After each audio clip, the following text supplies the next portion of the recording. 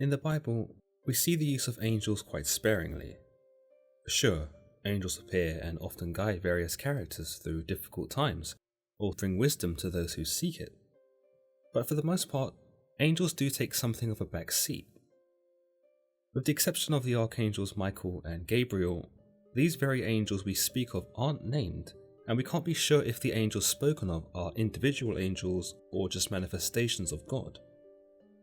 In order to get some true angel action, we need to turn to the non-canonical books of the Bible, some of which were outright removed for reasons that aren't necessarily clear. In the Book of Enoch, for example, we see the rise and fall of one angel in particular, an angel named Samyaza. The way to pronounce Samyaza is different from person to person. You may remember me pronouncing it as Samyaza in previous videos, which is also correct.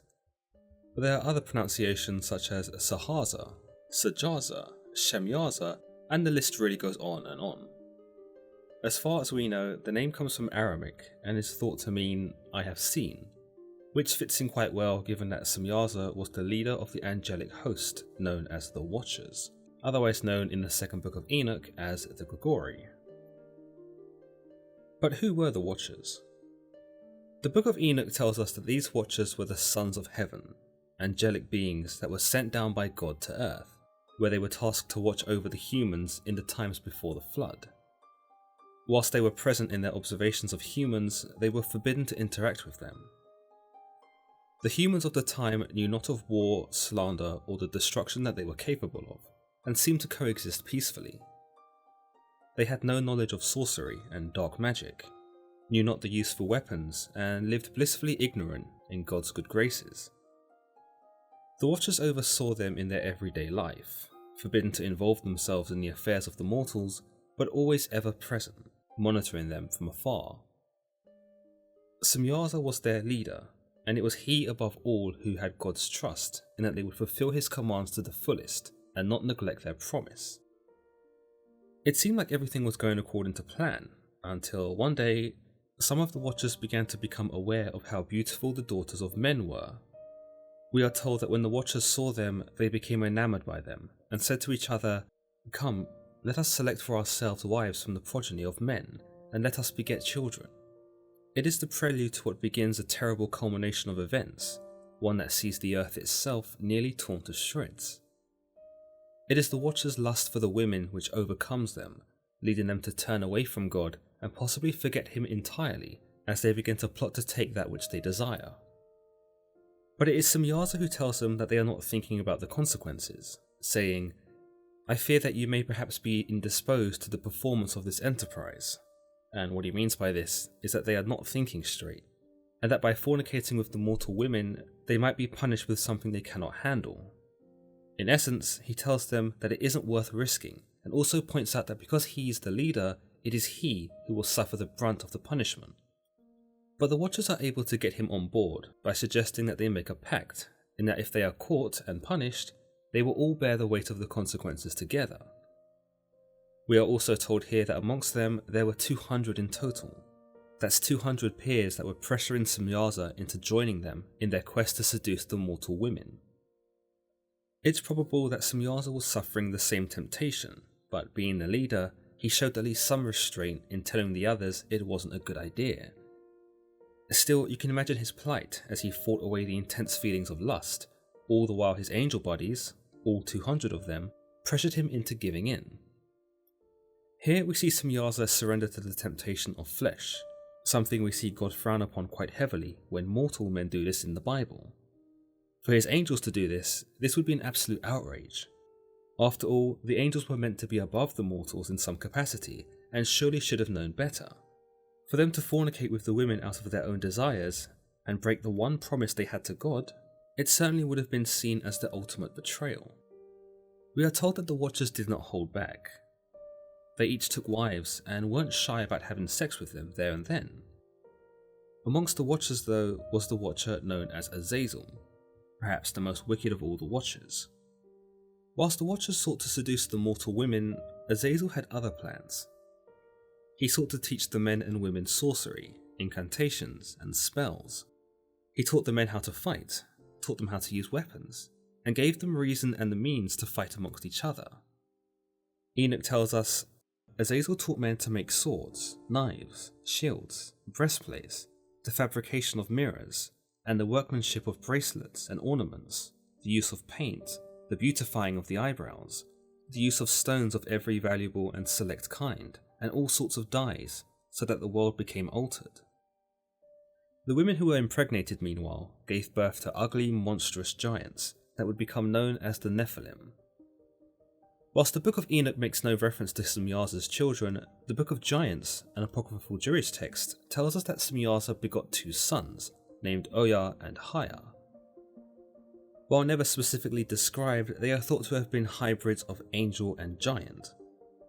The giants, or Nephilim, that are born into the world are bloodthirsty monsters. They begin to fight with their fathers, destroy wildlife, and even turn on each other in terrible frenzies. The world, now alive with these diabolical creatures, became a wild and very unsafe place to be. Enoch tells us, these devoured all which the labour of men produced, until it became impossible to feed them, when they turned themselves against men in order to devour them, and began to injure birds, beasts, reptiles, and fishes, to eat their flesh one after another, and to drink their blood. Eventually, the archangels Michael, Gabriel, Raphael, and Uriel get involved, and they descend upon the earth under God's orders to restore order. The Nephilim are destroyed by the archangel Gabriel, and we see the other archangels work in tandem to bring about the downfall of the Watchers. In fact, Samyaza himself has the unfortunate experience of having to deal with the archangel Michael. Enoch tells us, to Michael the Lord said, go and denounce his crime to Samyaza, and to the others who are with him, who have been associated with women, that they might be polluted with all their impurity. And when all their sons shall be slain, when they shall see the perdition of their beloved, bind them for 70 generations underneath the earth, even to the day of judgment, and of consummation until the judgment, the effect of which will last forever, be completed. Then shall they be taken away into the lowest depths of the fire in torments, and in confinement shall they be shut up forever. Immediately after this shall he, together with them, burn and perish. They shall be bound until consummation of many generations. Here Enoch is quite clear that Samyaza and the Watchers are apprehended by Michael. They are told of their crimes, and are forced to bear witness to seeing their children killed. Whether or not Samyaza and his Watchers put up any resistance is not detailed, but given the reputation of Michael being the warrior angel, as well as he being one who defeated one as powerful as Lucifer, it's probable that Samyaza and his Watchers laid down their arms immediately, and wanted nothing to do with a physical engagement, one they would have probably been destroyed in.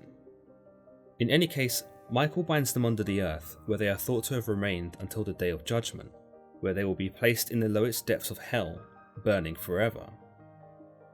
Whilst the Book of Enoch makes no reference to Samyaza beyond this point, nor does any other text, the Book of Giants does carry on the story of his sons, Oya and Haya.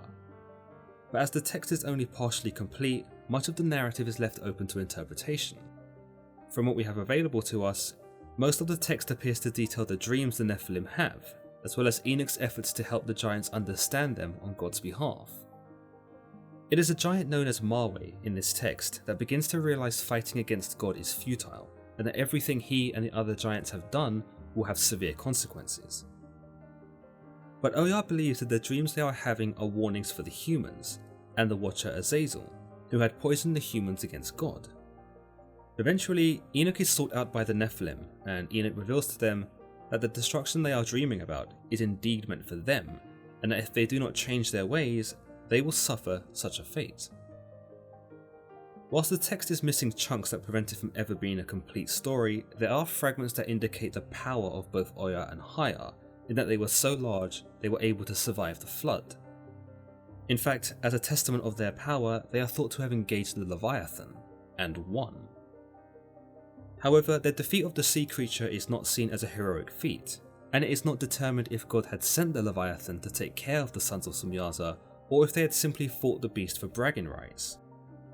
In no way do Oya and Haya appear to acknowledge their father either, so it is difficult to determine if they continue their assault upon the land in revenge for their father, or if after speaking with Enoch they resume their savage ways and continue to lay waste to the earth, more so out of their own nature than anything else. Whilst we are not sure how they were able to survive where the other Nephilim did not, we understand from the Book of Giants that they were eventually destroyed by the 4 archangels. Whilst we have so little to go on when it comes to Samyaza, he is still quite an interesting character. Not only is he unique in that he demonstrates very human tendencies for an angel, but he shows us that no one is infallible. Whilst many idolize angels, Samyaza shows us that they too, like us, are flawed, and that the only idolizing that should be going on should be in service to God alone. The angels in this instance proved to be corrupt, and appear to be more like the angels of Lucifer, both of which decided to act upon their own ideas than to respect and worship the word of God. Perhaps it is for this reason that it was removed from the standard Bible, for it certainly does prove to us that angels in this regard are not the perfect beings in which many think them to be, but instead more like us than we might have thought. Let me know what you thought about today's video in the comments below, and as always, don't forget to give this video a thumbs up, and don't forget to subscribe. You can find more Enochian legend stories in the Angels and Demons playlist, so why not have a look? Oh, and if you guys are feeling real generous, then I am accepting donations on Patreon. Feel free to contribute as little as a simple $1, for this will be super beneficial in helping me acquire more artwork as seen in the videos. In the meantime, thanks for watching, and I'll see you in the next one.